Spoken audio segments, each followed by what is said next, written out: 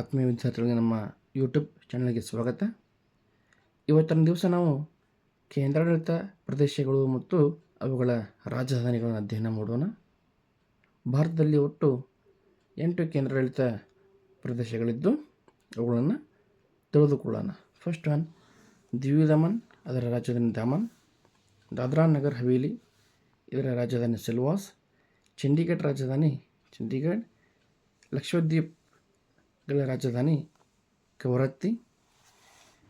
ಪುದುಚೇರಿ ಅಥವಾ ಪಾಂಡಿಚೇರಿ ಎರಡನ್ನೂ ಒಂದೇ ಹೆಸರಿಂದ ಕರೀತಾರೆ, ಎರಡೂ ಕೂಡ ಒಂದೇ. ಇವುಗಳ ರಾಜಧಾನಿ ಪುದುಚೇರಿ ಅಥವಾ ಪಾಂಡಿಚೇರಿ.